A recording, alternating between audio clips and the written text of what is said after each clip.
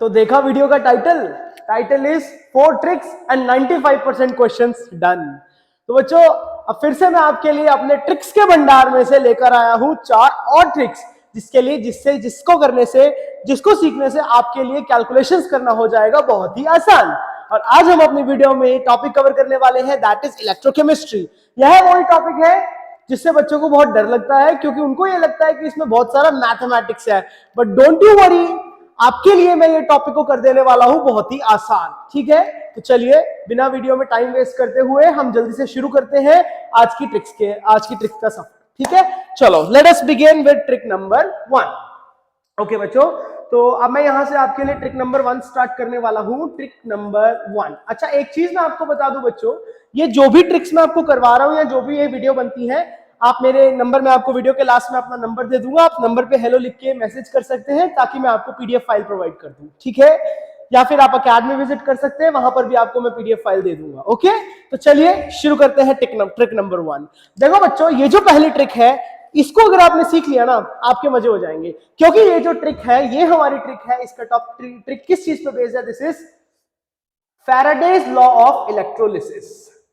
Faraday's law of electrolysis. देखो वैसे तो हम सबको पता है कि फैराडे के 2 लॉ हैं इलेक्ट्रोलिसिस के, दोनों के दोनों लॉज को जानना जरूरी है, क्योंकि इसके बिहाफ पे बहुत सारे न्यूमेरिकल्स एग्जाम में आते हैं। लेकिन उन सारे के सारे न्यूमेरिकल्स को करने का है एक ही तरीका। अगर मैंने आपको वो तरीका बता दिया तो आपका काम हो जाएगा खत्म। चलिए आओ देखते हैं कि क्या तरीका है। देखो बच्चों, फैराडे का कोई भी क्वेश्चन आ जाएगा, आपने सिर्फ एक ही बात ध्यान में रखनी है, क्या? That is number of Faraday. Number of Faraday मतलब वही electricity, number of Faraday is equals to number of gram equivalent. बस आपने यही ट्रिक ध्यान में रखनी है। और इसी ट्रिक का देखो कोई लॉ याद रखने की जरूरत नहीं है, लॉ 1 लॉ 2 कोई मतलब नहीं है, बस आपने इस ट्रिक का ध्यान में रखना है, क्या? कि number of Faraday is equals to number of gram equivalent, और आपका काम बहुत ही आसान हो जाएगा। अब देखो नंबर ऑफ फैराडे को मैं कैसे लिख सकता हूं? इसको मैं लिख सकता हूं I मल्टीप्लाई बाय T, क्योंकि है तो एक तरह का चार्ज ही, लेकिन यहां जो मैं चार्ज है वो कूलम में नहीं ले रहा हूं, इसीलिए मुझे उस पूरी टर्म को डिवाइड करना पड़ेगा 96500 से। ठीक है, और ग्राम इक्विवेलेंट्स तो आपको बताना आता ही है। ग्राम इक्विवेलेंट्स क्या होते हैं? Moles multiply by N factor. Moles को मल्टीप्लाई उठा के कर दीजिए एन फैक्टर से। ठीक है, और इलेक्ट्रोकेमिस्ट्री में जो एन फैक्टर होगा वो इलेक्ट्रॉन चेंज के बराबर ही होगा। चलो इस ट्रिक का इस्तेमाल करते हुए मैं आपको करवाता हूं एक बहुत ही आसान सा क्वेश्चन। मतलब क्वेश्चन तो मुश्किल आसान नहीं है, लेकिन ट्रिक लगा के बहुत आसान हो जाएगा। देखना ध्यान से। हाँ चलो एक क्वेश्चन देखते हैं हम लोग। ये भी क्वेश्चन हमारा 2023 जेईई में ही आया हुआ है। क्वेश्चन कहता था amount of electricity in coulomb. देखो अब ध्यान रखना, इन्होंने इलेक्ट्रिसिटी मेरे से कूलम में ही मांगा है, तो कूलम में ही बताना, मतलब 96500 करने का जरूरत नहीं है। Okay, the amount of electricity in coulomb required for the oxidation of 1 mole of H2O to O2। देखो बहुत ही आसान सी ट्रिक है, यानी कि 1 मोल H2O को मुझे कन्वर्ट करना है O2 के अंदर। अरे बहुत इजी ट्रिक है, ये तो कुछ भी नहीं है इसके अंदर। चलिए शुरू करते हैं। देखो अब मैंने आपको ट्रिक सिखा रखी है, क्या? कि नंबर ऑफ फैराडे, ट्रिक लगाएंगे और ट्रिक के बेसिस पे क्वेश्चन करेंगे। Number of Faraday is equals to number of gram equivalents. बस इसी ट्रिक का इस्तेमाल करेंगे। अब फैराडे के लिए मैं क्या लिख सकता हूं? I into T divide by 96500 is equals to moles multiply by N factor. अब मैं यहाँ पे एन फैक्टर से उसको मल्टीप्लाई कर दूंगा। अरे बहुत ही आसान है, कुछ भी नहीं है इसके अंदर। बस अब हमें ये देखना है कि इसमें कन्वर्जन हो क्या रहा है। मैंने देखा कि यहाँ पर जो मेरा ऑक्सीजन -2 की ऑक्सीडेशन स्टेट में है, वह जा रहा है 0 ऑक्सीडेशन स्टेट में। तो यानी कि 2 इलेक्ट्रॉन का चेंज हुआ, तो यानी कि I इंटू टी ही मुझे फाइंड आउट करना है, इज इक्वल्स टू, यहाँ पे मोल्स कितने हैं? 1, इलेक्ट्रॉन चेंज कितना है? 2, मल्टीप्लाई कर देंगे 96500 कूलम। ये लीजिए आपका आंसर आ गया 96500 कूलम इंटू 2। जो भी आपका आंसर आ रहा है आप उसको रिपोर्ट कर दीजिए। अब देखो क्वेश्चन किस फॉर्म में पूछा हुआ था, कहां गया भाई क्वेश्चन? हाँ सॉरी, ये रहा क्वेश्चन, कहता इनटू इज डैश इंटू 10 की पावर 5। तो बस आप इसको मल्टीप्लाई करेंगे, जो भी आपका आंसर आ रहा है उसको 10 की पावर 5 की टर्म्स में कन्वर्ट कर देना। खुद करके दिखाओगे आप लोग मुझको। ये ट्रिक का आपने अप्लाई करना है और आपका क्वेश्चन छूमंतर, जल्दी से जल्दी आपका क्वेश्चन हो जाएगा। तो आई होप आपको ट्रिक नंबर 1 बहुत ही पसंद आई होगी। ये थी हमारी ट्रिक नंबर 1। ट्रिक नंबर 1 में क्या किया मैंने, मैं एक बार फिर से बता देता हूं। ट्रिक नंबर 1 में आपने हमेशा, चाहे कोई भी क्वेश्चन आ जाए इलेक्ट्रोलिसिस का, आपने एक ही ट्रिक इस्तेमाल करनी है, that is number of Faraday is equals to number of gram equivalents. Faraday का फॉर्मूला होता है I × T डिवाइड बाय 96500 और ग्राम इक्विवेलेंट्स का फॉर्मूला होता है moles multiply by N factor. ठीक है भाई, एन फैक्टर के लिए भी मैं आपको एक ट्रिक लिख के दे देता हूं, अगर आपको कभी ध्यान ना रहे। एन फैक्टर क्या मतलब होता है, डेल्टा OS यानी कि change in the oxidation state multiply by काम के एटम।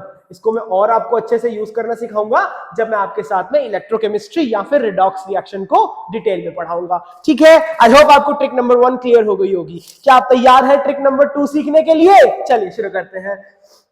तो अब अगली ट्रिक हम लोग यहां पे समझेंगे। चलिए लेट अस बिगिन। अब मैं आपको समझाने जा रहा हूं ट्रिक नंबर 2, और ट्रिक नंबर 2 के क्वेश्चन बहुत ही ज्यादा एग्जाम में आते हैं, तो आप इस ट्रिक को बहुत ही ध्यान से सुनेगा। ठीक है ना, बहुत ही इंटरेस्टिंग है, बहुत ही मजेदार है, आपको सुनने में भी मजा आएगा। मान के चलो बच्चों, चलो इसको मैं एक एग्जांपल से समझा देता हूं ताकि आपके लिए अंडरस्टैंडिंग बिल्ड करना बहुत इजी हो जाएगा। चलिए देखिए, अब यहाँ पे मान के चलो कि मैंने लिखा कि जो मेरा A सॉलिड है वह कन्वर्ट हो जा रहा है A2+ एक्वस में, और साथ में रिलीज हो रहे हैं 2 इलेक्ट्रॉन्स। एक रिएक्शन मुझे ये दे दिया गया, ठीक है। दूसरा रिएक्शन मुझे दिया गया कि जो A+ एक्वस है, ध्यान से देखना, वेरी वेरी इंपॉर्टेंट, जो A+ एक्वस है वो एक्सेप्ट करता है 1 इलेक्ट्रॉन, या फिर आप A2+ एक्वस ले लेते हैं। चलिए मैं A2+ एक्वस ले लेता हूं, यहां पर थोड़ा और कटवट जाएंगी चीजें। या फिर जो A2+ एक्वस है वो एक्सेप्ट करता है 1 इलेक्ट्रॉन और वो बन जाता है A+ एक्वस। मान के चले कि इस तरीके की मेरे पास 2 रिएक्शंस आ गई। मैंने बोला अब इन रिएक्शंस को मैं उठा के ऐड कर देता हूं। जैसे ही मैं इन रिएक्शंस को ऐड करूंगा, क्या देखो ये 1 इलेक्ट्रॉन से 2 इलेक्ट्रॉन कटेगा तो बचा 1 इलेक्ट्रॉन, और मेरे पास क्या बचा, A2+ कटा, तो मुझे क्या दिखाई दिया, यानी कि A solid is giving me A+ aqueous plus 1 electron. इस तरीके के क्वेश्चंस आप बहुत ज्यादा एग्जाम में एनकाउंटर करेंगे। ठीक है ना। अब देखो, मान के चलो कि पहले वाले रिएक्शन के लिए जो ΔG1 मुझे दे रखा है, वो पहले वाले के लिए गिब्स फ्री एनर्जी है ΔG1, दूसरे वाले के लिए गिब्स फ्री एनर्जी है ΔG2। तो आपने ध्यान रखना है तीसरे वाले के लिए जो ΔG हो जाएगा that is equals to ΔG1 plus ΔG2। कोई प्रॉब्लम नहीं है, यानी कि आप दोनों ΔG को मस्त एकदम ऐड कर सकते हैं। ठीक है, यही कॉन्सेप्ट का आपने ध्यान रखना कि ΔG ऐड हो जाएगा, क्योंकि ये वाली प्रॉपर्टी मेरी एडिटिव इन नेचर होती है, एडिटिव। और आप लोग मुझे बताएंगे जो एडिटिव प्रॉपर्टीज होती हैं वो किस नेचर की होती है, क्या वो इंटेंसिव होती है, क्या वो एक्सटेंसिव होती है, वो आप मुझे चेक करके बताएंगे। That is your homework.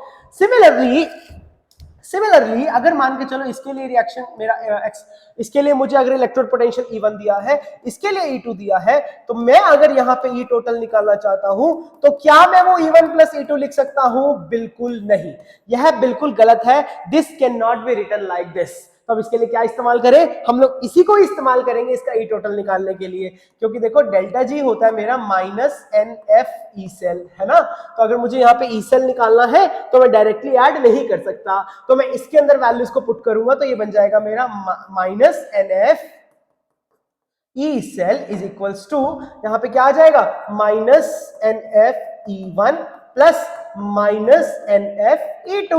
तो जो चीजें कटती है उनको काट दे। तो देखो मेरा यहाँ पे क्या क्या कटा, क्या मेरा F से F कटेगा पूरी सारी के सारी इक्वेशन में, माइनस से माइनस साइन भी काट दिया मैंने। तो मुझे क्या मिल गया, मुझे मिल गया यहाँ पे E सेल, यहाँ पे इसके नंबर ऑफ इलेक्ट्रॉन्स, ये वाले electrons is equals to N1 E1 plus N2 E2। तो हमें E सेल कितना मिल जाएगा, E cell directly return as N1 E1 plus N2 E2 divided by N। तो ये हमारी बहुत ही शानदार सी ट्रिक बन गई। आप इस ट्रिक का इस्तेमाल करेंगे और आपके बहुत सारे क्वेश्चन जो है वो बहुत इजीली हो जाएंगे। तो ये ट्रिक का आपने इस्तेमाल करना और आपका काम बहुत ही आसानी से चल जाएगा। ठीक है भाई, आई होप ये वाली ट्रिक आपको समझ में आई होगी। बहुत ही इंपॉर्टेंट ट्रिक है, बेसिकली ट्रिक से ज्यादा इंपॉर्टेंट ये कॉन्सेप्ट है। अब इस कॉन्सेप्ट का ध्यान रखेंगे। अक्सर मैंने बच्चों को गलती करते देखा है कि जब वो ई सेल निकालना चाहते हैं, मान के चलो देखो मुझे यहाँ पर ई सेल निकालना है, तो वह ई सेल निकालने के लिए इनको ऐड कर देते हैं रिएक्शंस को। You can not do that, you can not add my reactions. ठीक है ना, इस तरीके से मतलब रिएक्शंस तो ऐड हो सकती हैं, हम लोग ई नॉट वैल्यूज को ऐड नहीं कर सकते हैं, क्योंकि ई नॉट वैल्यू जो होती है वो एक डैश प्रॉपर्टी होती है। क्या प्रॉपर्टी होती है वो मुझे आप कमेंट सेक्शन में बताएंगे। समझ में आ गया? चलिए आगे बढ़ते हैं। तो आई होप यहां तक बात समझ में आई होगी ट्रिक 2। चलिए इसके साथ का हम लगा लेते हैं एक बहुत ही प्यारा क्वेश्चन। चलिए शुरू करते हैं। हाँ, अब देखो देखो ये पूरा का पूरा एक क्वेश्चन हमें दे दिया है। कहता है, इसको देखो क्वेश्चन में ही हमें साफ साफ दिखाई दे रहा है, मैं दूसरा कलर का पेन यूज कर लेता हूं, देखना ध्यान से। कहता है जब हम FeO4 नेगेटिव को Fe3+ में लेके गए, फिर Fe2+ में लेके गए, फिर Fe0 में लेके गए, तो ये सब पोटेंशियल की वैल्यूज मिल रही हैं। यानी कि आज मुझे अगर यहां से यहां तक जाना है, यहां देखो यहां से यहां तक जाने की बात हो रही है, यहां तक, तो हमसे इसने पोटेंशियल मांग लिया, यानी कि ये वाले E की वैल्यू मेरे को फाइंड आउट करना है। इज दिस क्लियर और नॉट? तो मतलब मेरे को इस वाले डेटा की तो कोई जरूरत ही नहीं है, यानी कि ये वाला डेटा का मेरे को कोई उपयोग ही नहीं है। ये इसने दे दिया, बहुत अच्छी बात है, कोई टेंशन वाली बात नहीं है। नहीं भी देता तो भी हम आराम से कर लेते हैं। ठीक है, चलो देखो कैसे मैंने इसको अटेम्प्ट किया। मैं अपनी ट्रिक का इस्तेमाल करूंगा, मैंने ज्यादा दिमाग नहीं लगाना है। ठीक है ना। अब देखो मेरे को क्या रिएक्शन दे रखा है, रिएक्शन इज FeO4 नेगेटिव जब जाता है Fe3+ में, फिर वो जाता है Fe2+ में। ठीक है, अब इन्होंने जो पोटेंशियल डेटा मेरे को दे रखा है, इसका इसने मेरे को दे रखा है 2.2 वोल्ट्स, और इसका इन्होंने मेरे को दे रखा है 0.70 वोल्ट्स। ये वैल्यूज हमको गिवन है, और यहां से यहां तक जाने की वैल्यू हमसे पूछी हुई है। अरे हो जाएगा, ऐसा करते हैं ना, डेल्टा जी वाला फॉर्मूला लगाते हैं और अपना काम चल गया। ठीक है, अब देखो बच्चों ट्रिक क्या था मेरा, ट्रिक था मेरा E cell = N1E1 + N2E2 / N। अब देखो इसमें मुझे रिएक्शंस को क्या करना पड़ रहा है, ऐड ही तो करना पड़ रहा है ना, क्योंकि मेरे को यहां से अब यहां तक जाना है। चलिए इसको सॉल्व करते हैं और हमारा आंसर हमारे सामने आ जाएगा। Let us find out. अब देखो पहले वाले के लिए, इसके लिए मुझे फाइंड आउट करना है। सो मैं ऐसे लिख सकता हूं, can I right like this, देखना ध्यान से। E cell जो भी इसका मुझे फाइंड आउट करना है, दैट इज इसका वैल्यू यानी कि 2.2। अब मुझे बताओ कि यहाँ पे इलेक्ट्रॉन का चेंज कितना है। चलो पहले हम आयरन की यहाँ पे ऑक्सीडेशन स्टेट फाइंड आउट कर लेते हैं, that is X -8 is equals to -2, यानी X इज इक्वल्स टू +6। तो यानी कि यहां पर जो आयरन का ऑक्सीडेशन स्टेट है दैट इज +6। अब मेरा जो आयरन है वो +6 से +3 में जा रहा है। +6 से +3 में जाना मतलब 3 इलेक्ट्रॉन का चेंज, तो मल्टीप्लाई बाय 3 प्लस, अब यहां पे पोटेंशियल कितना है 0.7, और इलेक्ट्रॉन का चेंज कितना आया 1, डिवाइड बाय अब यहां से यहां तक इलेक्ट्रॉन का चेंज कितना आ जाएगा, 6 से गया 2 पे, यानी कि 4। तो बस इसको सॉल्व करूंगा तो इसे 6.6 plus 0.7 whole divided by 4 volts. आप इसका एग्जैक्ट आंसर निकालेंगे और रिपोर्ट करके मुझे कमेंट सेक्शन में बताएंगे कि इसका एग्जैक्ट आंसर क्या आया। बहुत आसान क्वेश्चन था, हाँ भाई बहुत इजीली हो जाएगा ये वाला क्वेश्चन, कुछ भी नहीं था इसके अंदर। आप डायरेक्टली इस ट्रिक को इस्तेमाल करेंगे। एक बात का याद रखेंगे बच्चों, आप डायरेक्ट इन वैल्यूज को ऐड मत कर देना प्लीज, मैं आपको बार बार बोल रहा हूं, do not directly add these value because E0 values are not additive, they cannot be added, very important point। ठीक है भाई, I hope this is clear to you। बोलो भाई क्लियर, ठीक है। चलो आगे बात करते हैं। देखो बिल्कुल सेम टू सेम टाइप का एक और क्वेश्चन इसने हमको दे दिया है। अरे बहुत ही आसान सा क्वेश्चन दे दिया इन्होंने हमें, तो इस तरीके का क्वेश्चन भी, क्या आप इस क्वेश्चन को एज अ होमवर्क करोगे? बिल्कुल सेम टू सेम टाइप का क्वेश्चन है, तो यह पूरा का पूरा क्वेश्चन आपका होमवर्क है। नहीं आएगा कोई प्रॉब्लम नहीं है, I am here with you. आप मुझे बताएंगे कमेंट सेक्शन में, मैं आपके लिए सॉल्व करूंगा दोबारा से। मैं एक शॉर्ट वीडियो बना के आपको दूंगा इस क्वेश्चन को कैसे सॉल्व करना है, या आप कमेंट्स करके बताइए कि इसका आंसर क्या आएगा। ठीक है भाई, चलिए। सो आई होप ये 2 ट्रिक्स आपको समझ में आ गई होंगी, और ट्रिक सीखने का हम कोशिश करते हैं। अब मैं आपको बता रहा हूं यहाँ पे ट्रिक नंबर 3। देखो ये जो ट्रिक नंबर 3 है, this is less like a trick and more like a concept, और ये बहुत ही इंपॉर्टेंट कॉन्सेप्ट है क्योंकि इसमें बहुत सारे क्वेश्चंस हमें एग्जाम में दिखते हैं। और ट्रिक का नाम क्या है, नॉन-स्टिक इक्वेशन। ठीक है भाई, नॉन-स्टिक इक्वेशन आपने खूब सुना है, खूब जानते हो आप नॉन-स्टिक इक्वेशन के बारे में, है ना। अब नॉन-स्टिक इक्वेशन को हम किस तरीके से लिखते हैं, that is E cell is equals to E0 cell minus 2.303 RT upon NF log of Q। अब यहाँ पे Q क्या होता है, हमारा रिएक्शन क्वोशिएंट, यानी कि प्रोडक्ट्स अपॉन रिएक्टेंट्स, और जो भी स्टोइचियोमेट्री होगी वो पावर बन जाएगी। अब इसमें आपने ध्यान रखना है, बस इतना सा ये बात है कि ये जो पूरी की पूरी चीज है, इसको हम उठा के एक पर्टिकुलर कांस्टेंट की वैल्यू पुट कर लेते हैं। सो अल्टीमेटली हमारी इक्वेशन क्या बनती है, that is E cell is equals to E0 cell minus 0.0591 upon n। देखो मैंने इसमें क्या किया, मैंने R का वैल्यू, T का वैल्यू, 2.303 का वैल्यू, N का F का वैल्यू सारा मैंने इनपुट किया और मेरे को वैल्यू मिल गई 0.0591। ये तो आपने पता होगा, अभी तो मामूली सी ट्रिक है, ठीक है। और लॉग ऑफ Q आ जाएगा यहाँ पे। ठीक है भाई, तो ये हमारी छोटी सी ट्रिक है। अब इसके साथ का एक क्वेश्चन भी हमें करवा देते हैं। बेसिकली मैंने ये इसलिए बताया क्योंकि मेरे को इसके साथ का एक क्वेश्चन करवाना था, क्योंकि नॉन स्ट्राइक का क्वेश्चन आपको एग्जाम में मिलेगा ही मिलेगा। तो चलिए क्वेश्चन करते हैं, शुरू करें। ठीक है भाई, देखो ये बहुत ही बड़ा सा क्वेश्चन हमारे सामने इन्होंने दे दिया।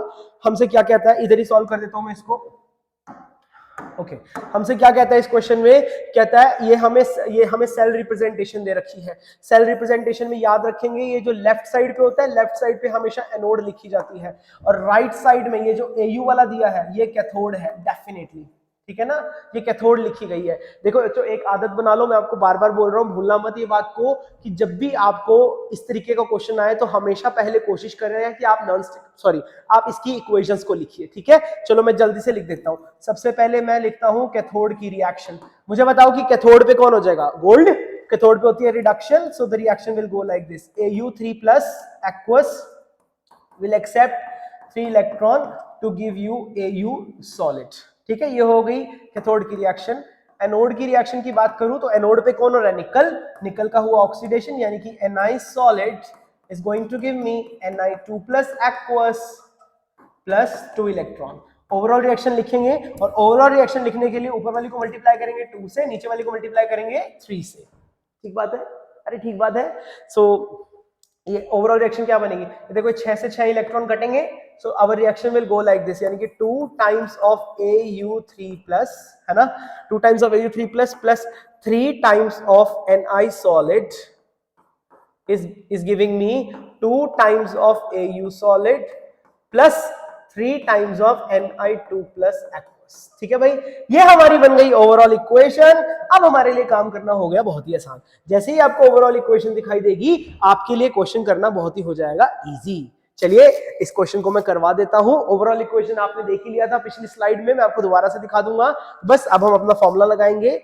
सबसे पहले फॉर्मूला लगाने से पहले क्यों ना हम ये E0 वैल्यूज का यूज करके E0 निकाल लें। तो E0 कैसे निकलता है बच्चों, E0 सेल कैसे निकलेगा, that is E0 of cathode minus E0 of anode. अब कैथोड के लिए E0 की वैल्यू आपको दिख ही रही है। कैथोड पे कौन था, गोल्ड, यानी कि 1.5, ये बन जाएगा मेरे पास 1.5 वोल्ट माइनस कितना आ जाएगा, 0.25 वोल्ट, 0.25 वोल्ट। ठीक है, यहां पर ये वैल्यू को आप सॉल्व कर सकते हैं, कितना आ जाएगा 1.25 वोल्ट, एग्जैक्टली इतना आ जाएगा। बस अब कुछ नहीं करना, ई सेल निकालने के लिए दिस इज 1.25 माइनस 0.0591 अपॉन 6। देखो इलेक्ट्रॉन चेंज यहां पर 6 का आएगा, भूलना मत, very very important, log of. अब देखो इस इक्वेशन से हम देखेंगे, अब इस इक्वेशन में देखो एक चीज तो हमें ये दिखाई दे रही है निकल, और एक हमें दिखाई दे रहा है गोल्ड, और उनकी कुछ कुछ स्टोइचियोमेट्रीज भी हैं। तो निकल की कंसंट्रेशन की पावर आ जाएगी 3, और Au3+ की पावर आ जाएगी। इन सब में वैल्यूज को पुट करेंगे और चकाचक आपका आंसर आ जाएगा। आई होप आपको समझ में आ गई होगा, है ना, सब कुछ मैंने सामने आपके लिख दिया है। अच्छा एक बात और, एक वीडियो में आपकी पूरी की पूरी तैयार करूंगा about the log and anti log. मैं आपको उस वीडियो के अंदर लॉग और एंटी लॉग के बारे में पूरा सिखाने वाला हूँ। चल रहा है ना माइक, हाँ, लॉग और एंटी लॉग के बारे में हर एक चीज बताने वाला हूं कि बिना टेबल की मदद से आप लॉग और एंटी लॉग किस तरीके से फाइंड आउट कर सकते हैं। ठीक है, तो मेरे को आप बताना जरूर, मतलब जो भी आपके डाउट्स हो, या जो भी कोई ऐसे कॉन्सेप्ट्स हो या ट्रिक्स हो, या एक कोई टॉपिक हो जिसमें आपको बहुत ज्यादा दिक्कत आती है, तो डू लेट मी नो। मैं पूरी कोशिश करूंगा कि मैं आपको उस टॉपिक को बहुत ही इजी बना के दूं, ताकि आप उस टॉपिक को समझ भी पाए और उसके क्वेश्चंस भी कर पाए। ठीक है, सो प्लीज आप कमेंट सेक्शन में बताइए कि आपको किस टॉपिक का सबसे ज्यादा रिक्वायरमेंट है। ठीक है, तो आई होप ये क्वेश्चन कर लोगे। अब जैसा कि मैंने प्रॉमिस किया था 4 ट्रिक्स है, तो चौथी ट्रिक तो बतानी पड़ेगी ना मेरे को। देखो भाई, ट्रिक नंबर 4, बस इस ट्रिक के बाद हम इस वीडियो का अंत करेंगे। मैंने जैसा कि बताया कि मैं बहुत देर वीडियोस नहीं बनाने वाला हूं, लंबे वीडियोस, बोर नहीं करना है, छोटा वीडियो बनाएंगे, कंसेप्ट करेंगे और आगे बढ़ेंगे। ठीक है, चलो ट्रिक नंबर 4 देखो एक ना इलेक्ट्रोड होती है जिसको हम लोग कहते हैं स्टैंडर्ड हाइड्रोजन इलेक्ट्रोड। ठीक बात है। अब स्टैंडर्ड हाइड्रोजन इलेक्ट्रोड तो क्या होती है, यानी कि हाइड्रोजन इलेक्ट्रोड का इक्विपमेंट क्या होता है वो हम बाद में बात करेंगे। बस अभी के लिए ध्यान रखो, स्टैंडर्ड हाइड्रोजन इलेक्ट्रोड को अगर हम लेट सपोज कैथोड पे लिखते हैं, किस पे लिखते हैं, कैथोड पे, तो रिएक्शन किस तरीके से आएगा, it is going to be like this, यानी कि 2H+ aqueous will accept 2 electron to give you H2 gas. देखो एक बात आप याद रखेंगे, जो नॉन स्टिक इक्वेशन लिखी जाती है वो जरूरी नहीं है कंप्लीट सेल के लिए लिखी गई हो, हाफ सेल के लिए भी लिख सकते हैं, ठीक है। तो इसके लिए अगर मुझे नॉन स्टिक इक्वेशन लिखना है तो मैं कैसे लिखूंगा, ई ऑफ, ई सेल तो नहीं बोलेंगे क्योंकि ये हाफ सेल है, तो ई लिख देता हूं मैं, E is equals to E not minus 0.0591 upon 2 log of. अब देखो यहाँ पे इन बच्चों को ना नॉन स्टिक इक्वेशन लिखने पे बहुत दिक्कत आती है, क्योंकि यहाँ पर भी क्यू ही लगाना है, तो इधर हमारे पास कौन सी हाइड्रोजन गैस है, तो यहाँ पर लिखना आपको पड़ेगा pressure of H2 divide by concentration of H plus का whole square. Very very important, ठीक है। एंड आपको पता है कि जो ई नॉट का वैल्यू होता है वह तो 0 ही होता है क्योंकि स्टैंडर्ड हाइड्रोजन इलेक्ट्रोड है, और जो प्रेशर ऑफ H2 हमें देगा जनरली वो 1 बार ही देगा। तो इसको वैल्यूज को पुट करूंगा तो मेरे पास क्या आ जाएगा, E is equals to minus 0.0591 upon 2 log of 1 upon, देखो क्या बच जाएगा यहाँ पे, ये this will become log of 1 upon H plus का होल स्क्वायर। ठीक बात है। अब इसको मैं फर्दर सॉल्व करूंगा तो what do I get, this is minus 0.0591 upon 2 log of, अब ये देखो इस 2 को मैं ऊपर लेके आ सकता हूं, है ना, ये स्क्वायर है तो पावर को मैं आगे ले आया, तो मैं इसको किस तरीके से लिख सकता हूं, क्या मैं इस 2 को आगे ले आऊं तो ये आ जाएगा log of 1 upon H plus. ठीक है, तो ये 2 से 2 मेरा यहां से कैंसिल हो जाएगा, देखना ध्यान से, this 2 and this 2 are going to be cancel, तो मेरा जो E का वैल्यू मिलेगा मेरे को वो क्या मिलेगा, E का वैल्यू मिलेगा माइनस 0.0591, और log of 1 upon H plus को ही क्या बोलते हैं हम लोग, pH। बहुत बार ऐसा होगा बच्चों कि आपको pH के टर्म्स में फॉर्मूला देगा तो आप लोग डायरेक्टली ये वाला फॉर्मूला यूज कर सकते हैं, जब भी आपको pH के टर्म्स में फॉर्मूला दे रखा आपका डायरेक्ट आंसर आ जाएगा। ठीक है, this is very very important trick, अगर आपको pH के टर्म्स में दे रखा हो आप डायरेक्टली यूज कर सकते हैं, लेकिन ये तब है when SHE at cathode, when SHE at cathode. ठीक है, और अगर मान के चलो एग्जाम में बोलता है एट एनोड बोल देता है तो घबराने की कोई बात नहीं है, बस साइन चेंज कर देना, बाकी सब कुछ सेम आएगा, यानी कि तब हमारा फॉर्मूला क्या बन जाएगा, E is equals to positive 0.0591 into pH, बस ये चेंज आएगा। ठीक है, इसके बहुत सारे क्वेश्चंस आपको मिल जाएंगे, आप PYQ की बुक्स देखेंगे या NCERT देखेंगे, वहां पर भी इस कॉन्सेप्ट से रिलेटेड आपको क्वेश्चंस दे रखे हैं। सो आई होप आपको ये मेरी चारों के चारों ट्रिक समझ में आई होंगी, ये जो मैंने बताया, और जिन क्वेश्चंस को मैंने इनकम्प्लीट छोड़ा है या पूरा नहीं किया है, ऑलमोस्ट सभी में मैंने कुछ ना कुछ आपको छोड़ा है, तो आप इन सारे क्वेश्चंस को पूरा करेंगे और मुझे कमेंट सेक्शन में उनका आंसर्स बताएंगे। ठीक है, आई होप आपने ये लेक्चर एंजॉय किया होगा, और ये वाला क्वेश्चन यानी कि ये वाला क्वेश्चन आप मुझे करके दिखाएंगे। ठीक है, very easy question, I hope आपने एंजॉय किया होगा, और इसी तरीके से हम लोग मिलते रहेंगे हर दिन एक छोटी छोटी वीडियो के साथ, जिससे कि आप लोग का भी रिवीजन होता रहेगा और मुझे भी ज्यादा से ज्यादा लोग जानेंगे, है कि नहीं। So it is beneficial for both of us. Thank you, bye bye.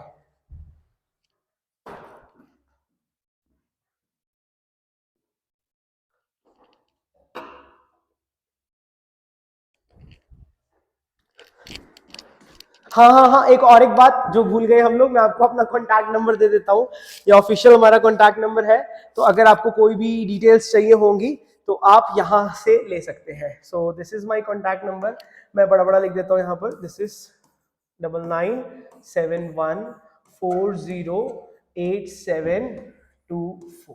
ठीक है, दिस इज माय कॉन्टैक्ट, आपको कोई भी डिटेल्स चाहिए तो आप प्लीज इस नंबर पे कॉल कीजिए और आपको सारा कुछ मिल जाएगा।